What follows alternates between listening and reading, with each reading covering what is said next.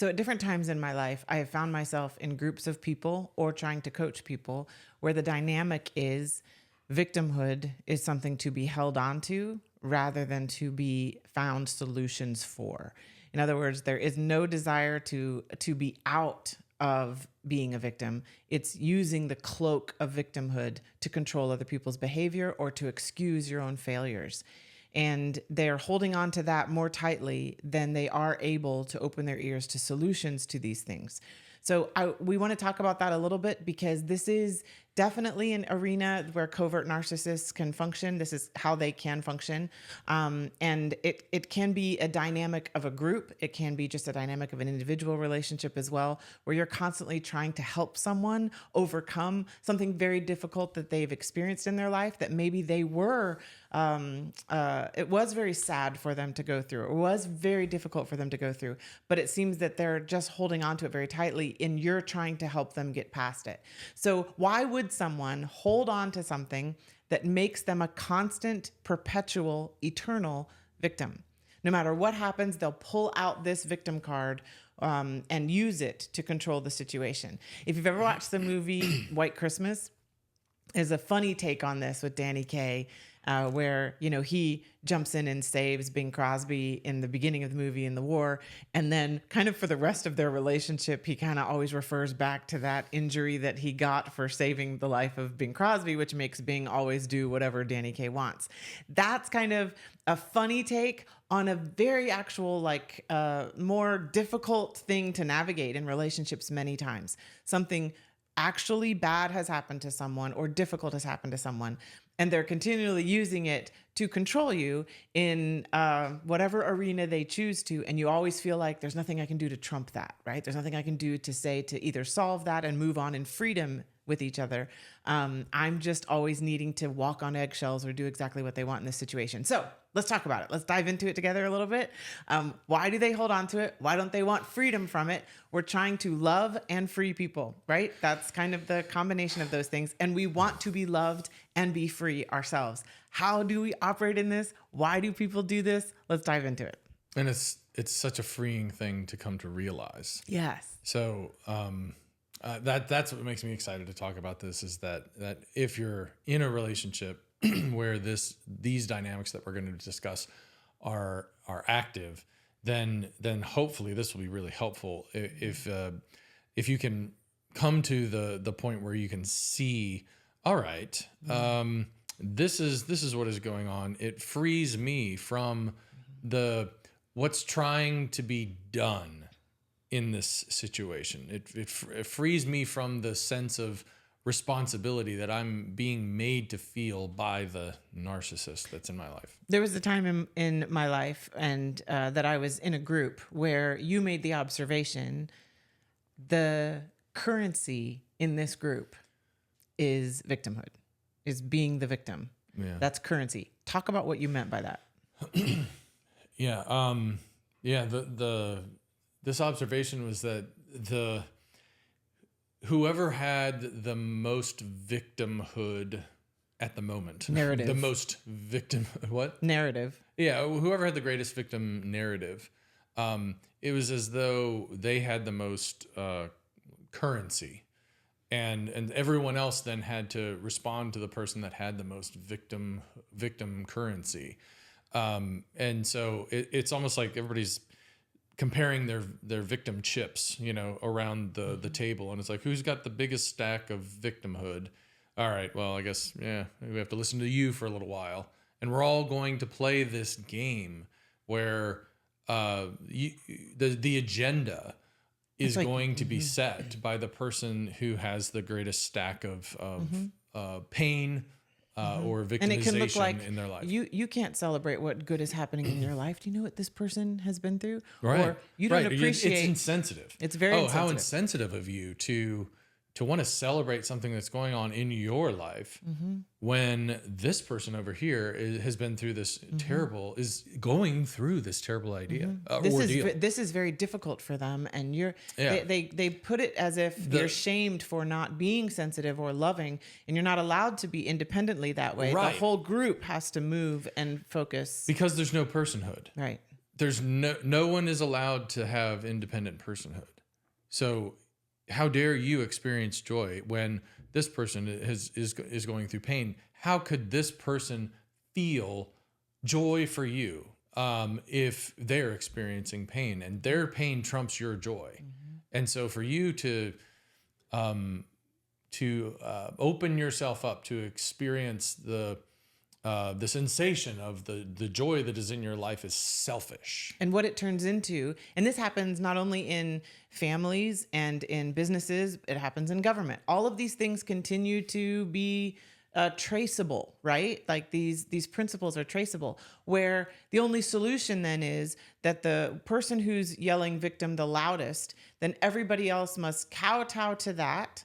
And it's up to somebody, whether it's one person or the group, to decide who's allowed to have what so that everyone feels equal. But the problem is the strong people who want to be free, independent, and move forward in strong ways, and who are the most sensitive, are called upon to diminish who they are in the thought that somehow that makes things equal, when in reality it diminishes the greatness over here, and it gives a false sense of better over here, but it's false. And the person even knows it's false. So it doesn't actually satiate the thing that they are hungry for as well. And that is to feel kind of equal. So they're always finding more ways to put others down to try to lift themselves up. That's the kind of the dynamic that ends up being the result of a victimhood ruler in the scenario. Does that make sense? Like everyone's going down to it.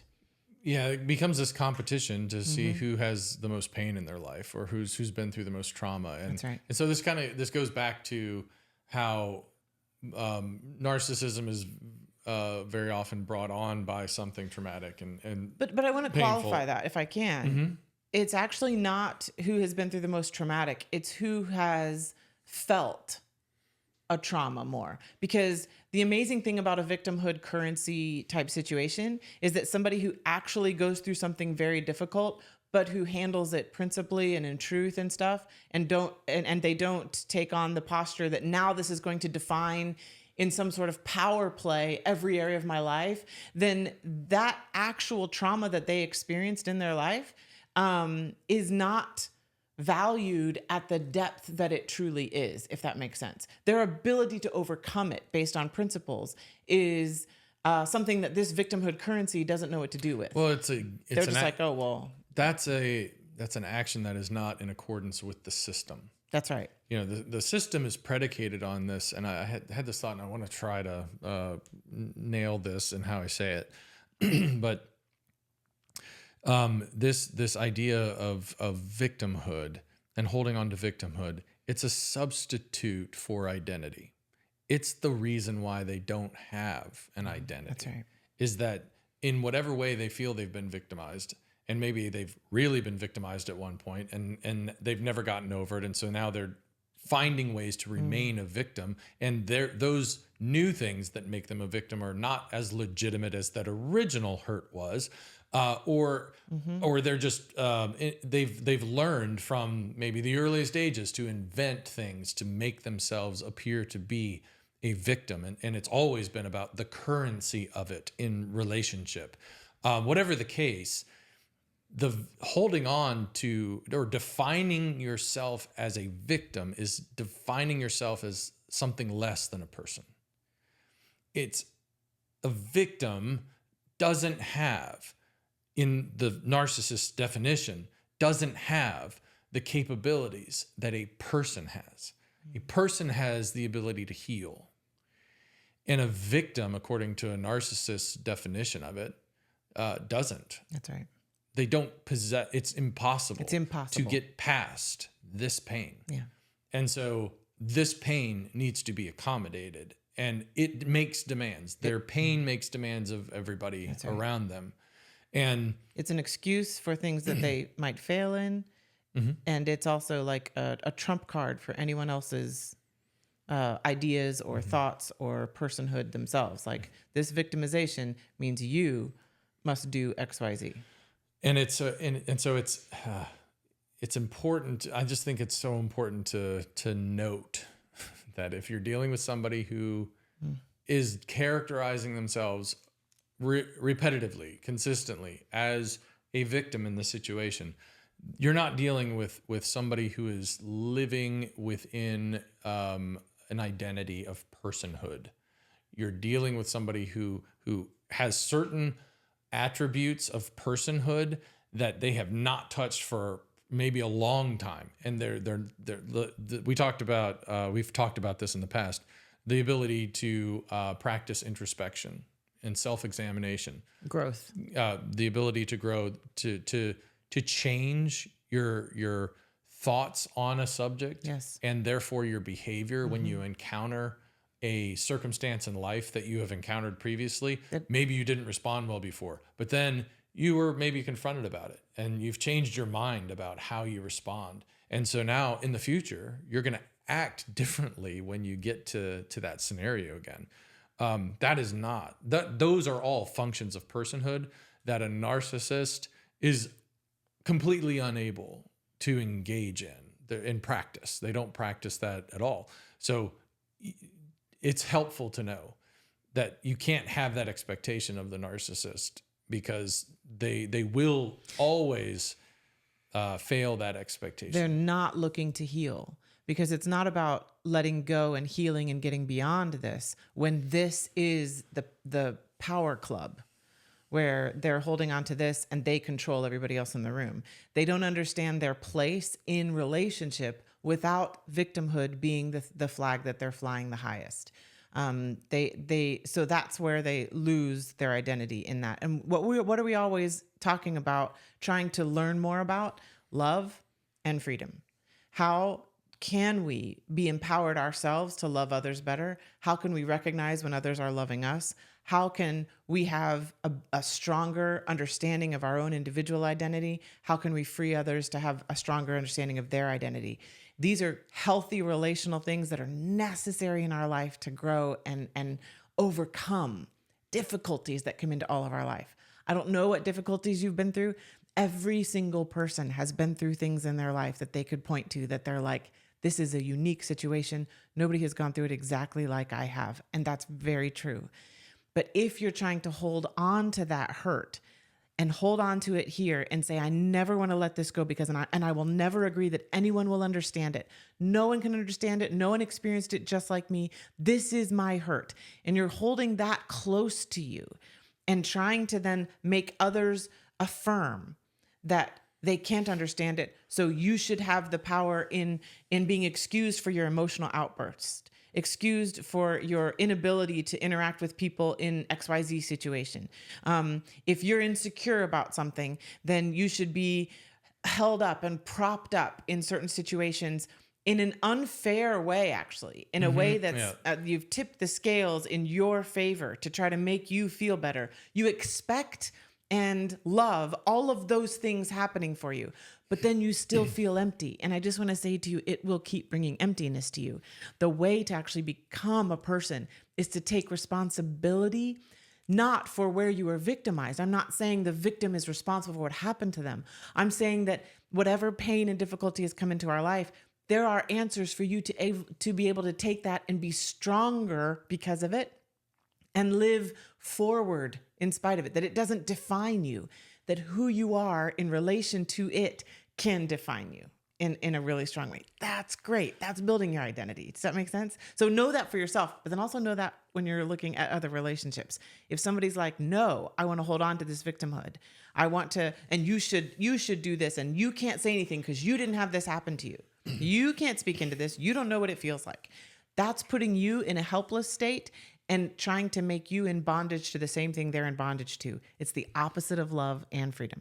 And in this dynamic, what's happening with that victim status that is being claimed by somebody that's narcissistic? Okay, there's a lot of insecurity that is connected with that as well, and so they're trying to run away from their own insecurity, and they're championing their victimhood as the reason why they shouldn't have to deal with all of their insecurity. And so they're not exercising facets of who they are as people. They're rejecting the concept of personhood in favor of victimhood.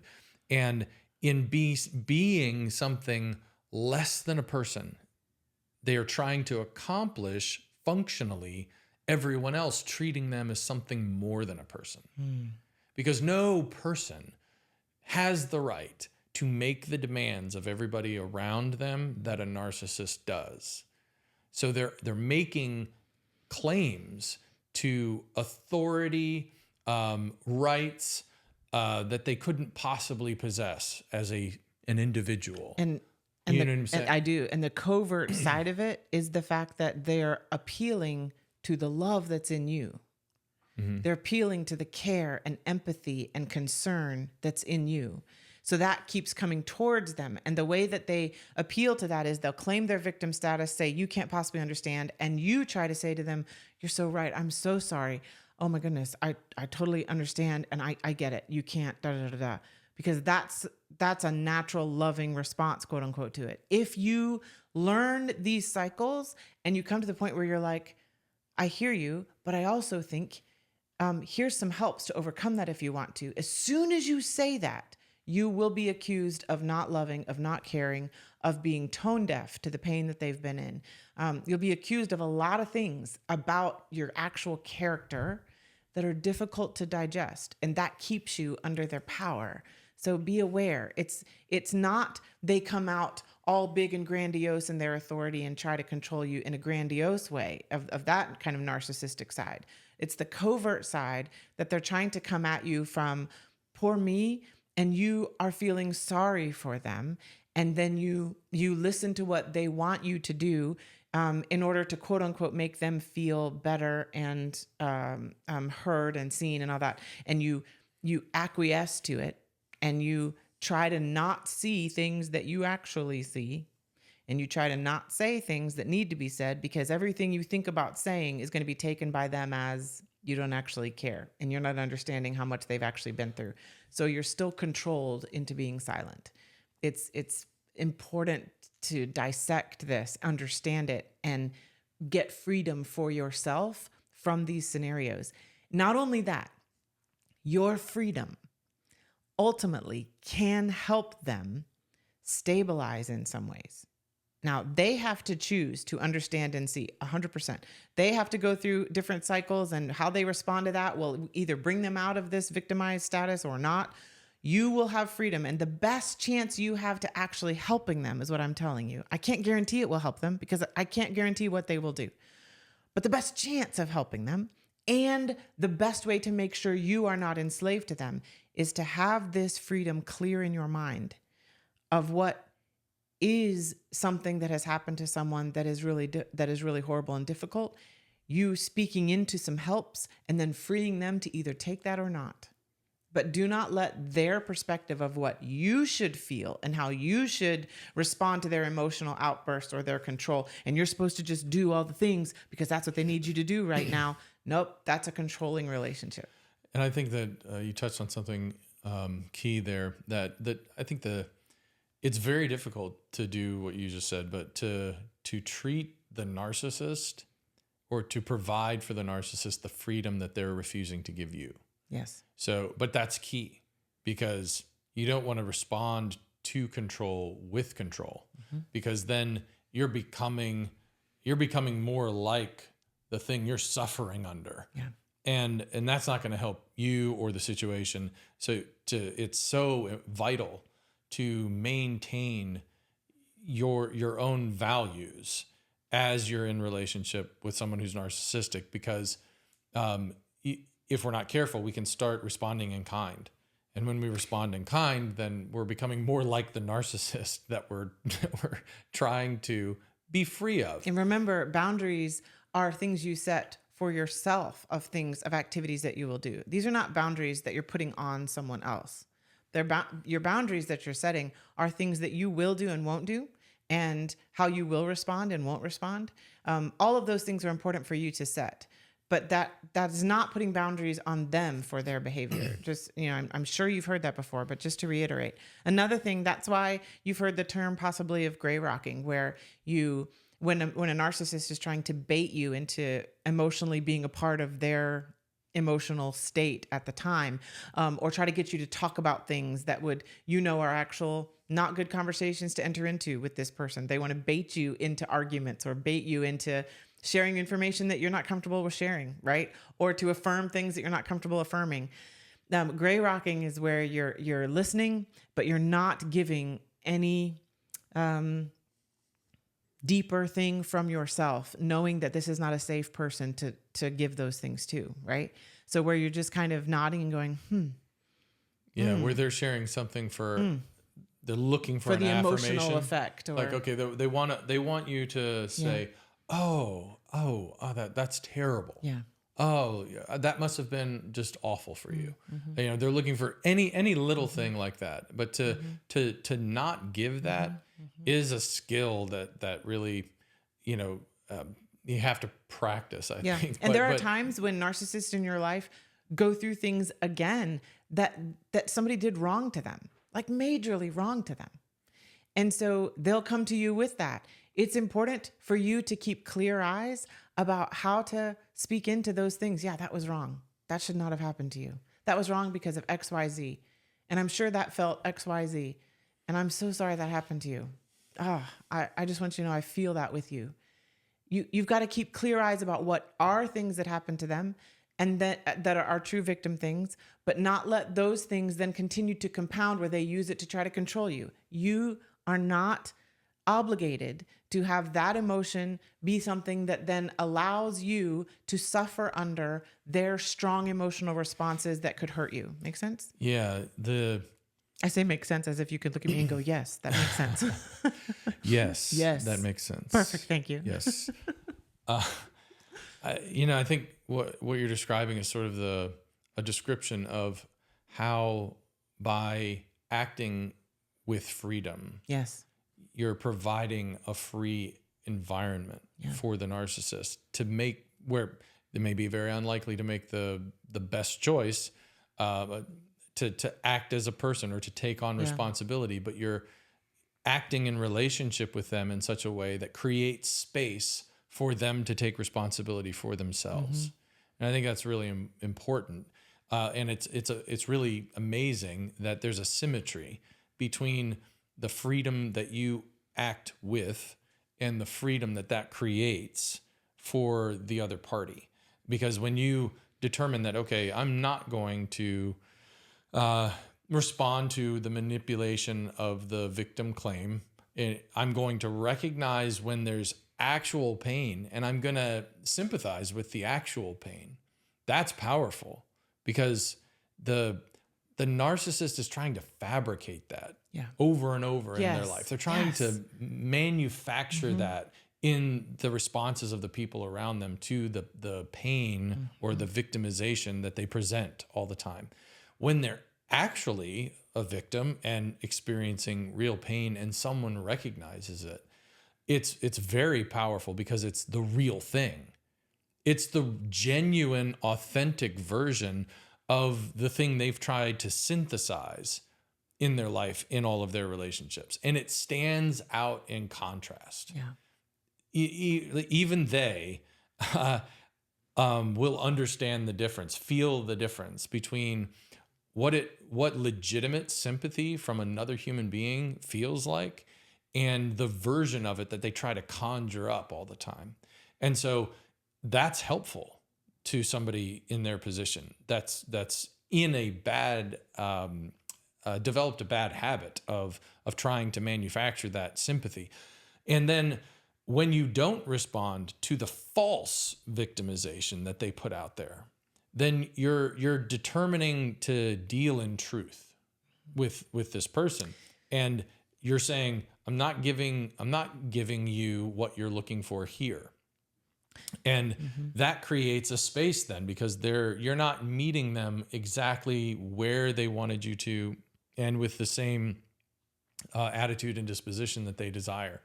And so that creates a gap. It's like, okay, they're not coming to where I want them to come. And it's like, yeah, we're leaving space for you to just take responsibility for yourself. If this is a problem for you, I'm not going to accept the responsibility for it that you're trying to throw my way. I'm going to listen to you. I'm going to gray rock. I'm going to not give you the emotional payoff that you're looking for. And you have an opportunity then. It creates an opportunity for the narcissist to react to that. It's something to respond to, which is ironic because you're not giving a response, but that is something for them to respond to. And I want to also give some perspective on some of the things we'll talk about in this. I know that many times the best advice to give to people when they're dealing with a narcissist is to go no contact. I've heard that a lot. I'm sure you've heard that a lot. But there are times when that's not an option.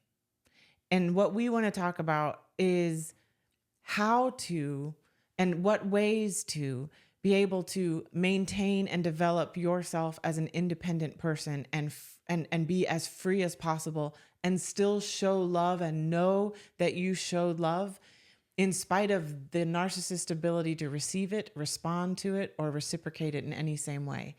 Because I have found in my life such a healing, stronger place to know those things inside and do things intentionally, with intentionality, that this is how I can show love.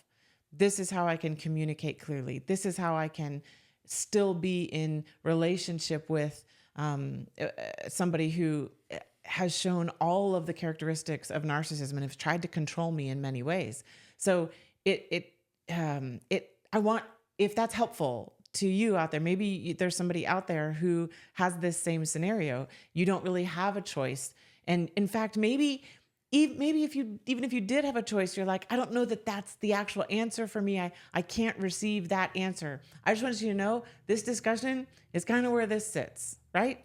Where how can you stay free and not be controlled by, but still be in proximity to or in relation to a narcissist, and how to limit that interaction so that you can build.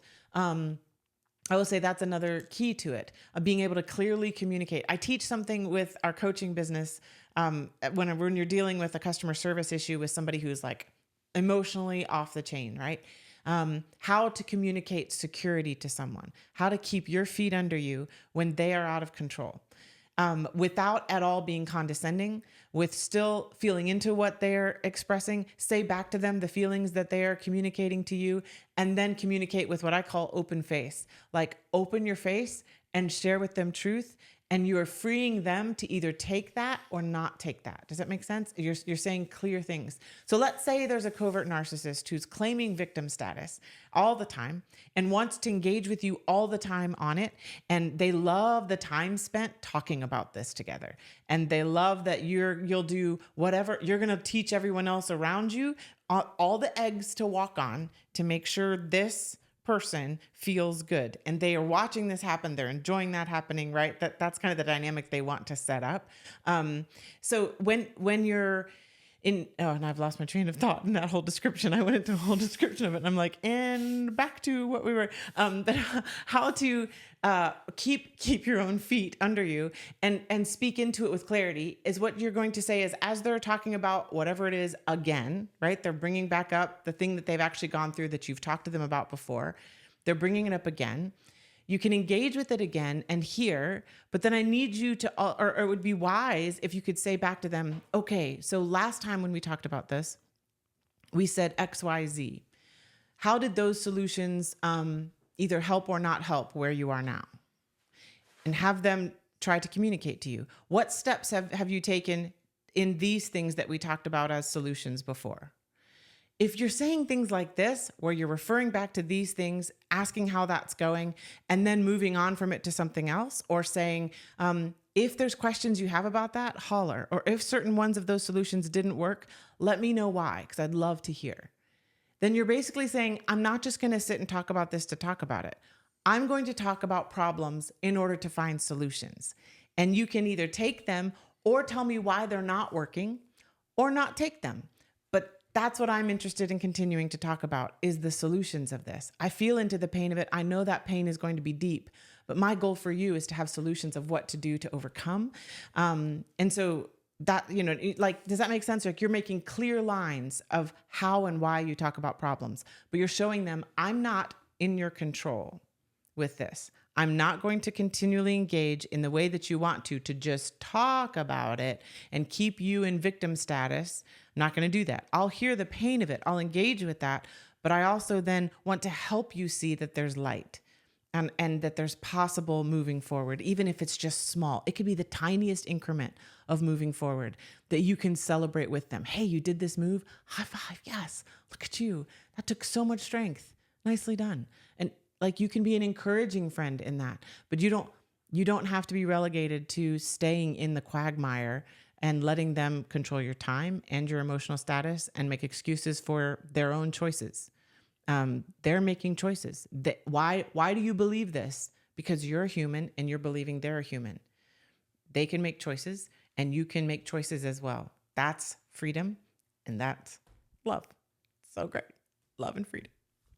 The victimhood currency situation, they define love differently than what love is. And that's why it's so hard, because you want to show that you love, but they've got a strong definition that if you love me, you'll do X, Y, Z.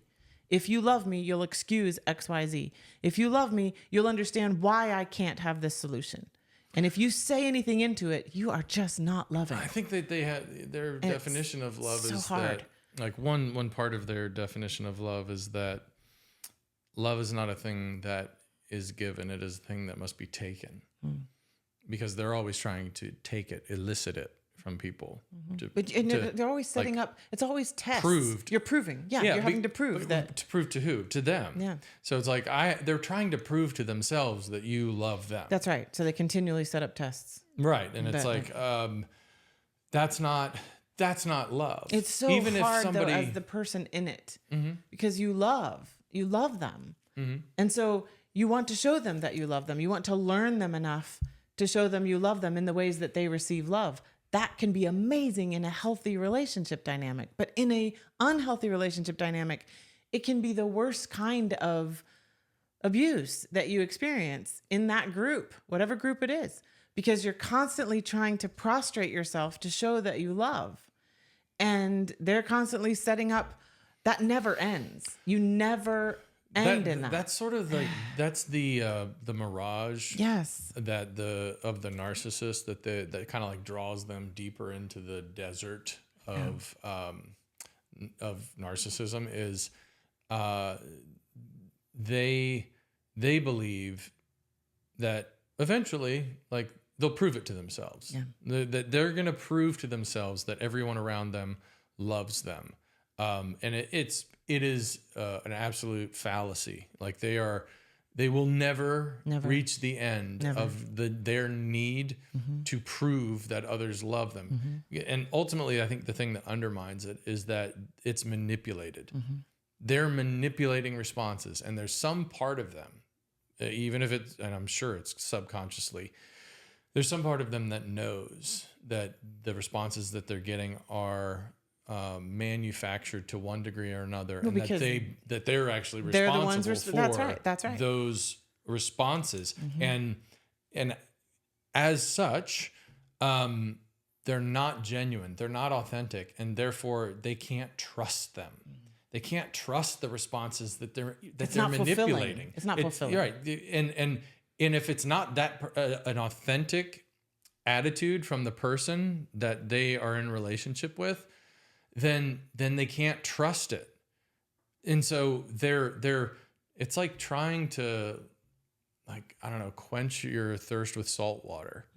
It's water, but it's not of the quality that will accomplish the task you need it to. The love, quote unquote, that they're trying to manipulate out of people is never going to satisfy the desire that they have to be loved. And so you, as the person trying to show them love based on what they're telling you they need in order for them to feel loved, you are on a never-ending cycle of and they continuously set up this mirage that if the world were perfect, if everyone would do these perfect things, I wouldn't feel this way. I wouldn't respond this way. I wouldn't have these difficulties. And so I think that's important for kids out there as well.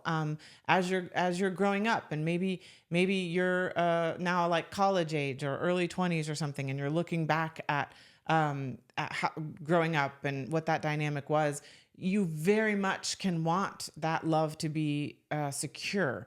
And you, at certain points, think, well, if everybody would just do things perfectly, then this person would be happy. Could everybody just please cooperate and do the things perfectly so this person can be happy? It's that whole mantra that can be true in businesses. It can be true in any organization, that if this person isn't happy, then nobody's happy. That's what it can be. They can emotionally control the whole dynamic. So everybody then focuses on how do we keep one person happy, right? That is not love or freedom. It is saying that only one person matters in this, and their definition of, well, if they would just do this, then I wouldn't get upset. If this would just happen. So you keep trying to follow those things, but you will find as you look back, or as you're experiencing it right now, you can never make the world actually perfect to avoid the emotional outbursts. You can't do it because it's not supposed to be something that's from the outside in. It's supposed to be something that's from the inside out for people. So free yourself from the bondage of the definition that's put out there that if you love me, you would do X, Y, Z. And know that the strongest way you will be able to love anyone is to make sure you know who you are, what your motivations are, what loving is, and understanding the other person better will help you know how to love them better. That's an important element. Them controlling you does not equal you loving them. Them controlling you does not equal you loving them. That's the manipulation. The manipulation is not a substitute for genuine, authentic love in relationships. Yes. So yeah, if you settle for that, then you're just giving them a little more salt water. And they may choose to just punish you the rest of your life because you have stopped playing their game. You have to be okay with that inside of you, that will be their lack of understanding. But you have to know and surround yourself with people who are working to become fully human, the fullest version of humanity that they can, the fullest version of personhood and identity that they are created to have. And know that that strength in you is actually the only shot that a real relationship could ever begin to be established. Someone has to stop the cycle on some side of it. So you don't want to engage to further entrench that person in wrong understandings of what's going on. And they're not sure, they're not equipped yet with the ability to understand a loving relationship and reciprocate that. They don't have that ability. But one of the ways that maybe they could at least peek into it is for you, in whatever proximity you are to them, to live it out in front of them. Live out love and freedom in front of them. Love them still and stay free. And that gives you a shot at some peeks into relational moments that they've never had before. They've never had those true relational moments with other people in their life. And yet you can have a peek into it and value that highly in your own mind and heart. Don't wish for it to be more. Realize how great it is. And it will feed those elements of your soul and heart that long for that relationship.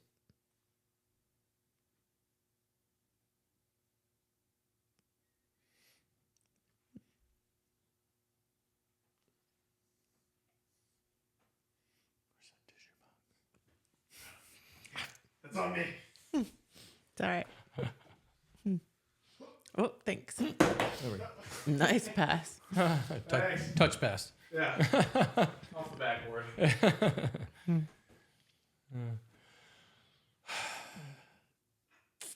I think another thing that needs to be said is you're not going to do it perfectly.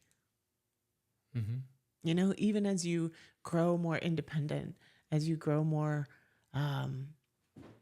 free, you're not going to be perfect, and you can't, look back and go, if I'd have just, this and this, or I didn't respond right in this scenario.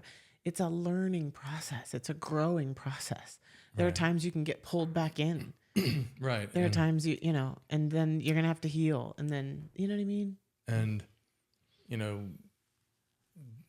if we beat ourselves up because we're not in our side of the relationship with a narcissist conducting ourselves perfectly, then we are, that itself is playing into the mechanisms or the system of the narcissist. That's kind of what they want, is like, yeah, all of this is dependent on how perfectly you can relate to me. And so even when you're trying to relate correctly to a narcissist, you don't want to beat yourself up when you happen to misstep, because that's just going to set you back and keep you from making the kind of progress that you can make in your relationship with a narcissist, independent of their correct participation. And I would say, in the relationship, if you're someone watching who loves a person who is coming out of narcissistic abuse, they're going to have a learning curve. They're going to have a learning curve. And I think that one of the greatest things ever is the love and understanding and patience and grace and clarity with such a gentleness that you bring into my life. And it's such a help for me, because I want and need all of those things. I need clarity. I need love and gentleness. I need the ability to make choices. I think there are times that you have watched me choose to still engage in a way that could be dangerous. And you've given me like a heads up on the front end, but given me the freedom to do it. And some of those times where I've gotten hurt again, and instead of being like, well, I told you, I've already told you what to do, you shouldn't have, blah, blah, blah. You're there, and you continue to give love and clarity and comfort and speak strength into what my desires and motivations are for why I'm doing what I'm doing. And it's so helpful. So like, if you can be that for someone, what an impact you can make on their life, because that's what they're wanting to do is, and it's not something you can just snap your fingers and come out of in an easy way. There, even with certain clarities, you can feel like, oh, I'm clear. And you don't even know some of the damaged parts of you that are still not quite operating correctly in relation to this. And so, breathe deeply and continue to encourage yourself in it. And then if you can be if you're a person out there that is loving someone who's been through this, what an impact you can make with the love and understanding and grace and patience that you can show, and still give clarity to the other person. It's a powerful thing. So thank you. I think it'd be maybe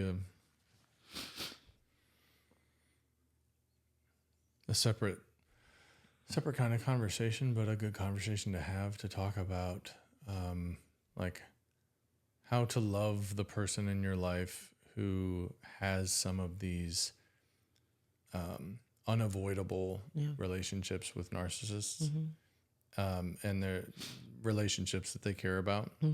How do you help them engage?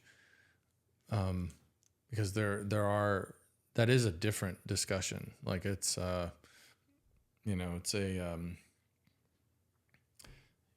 trying to understand the narcissistic relationship that somebody else is in, and then trying like how to provide support.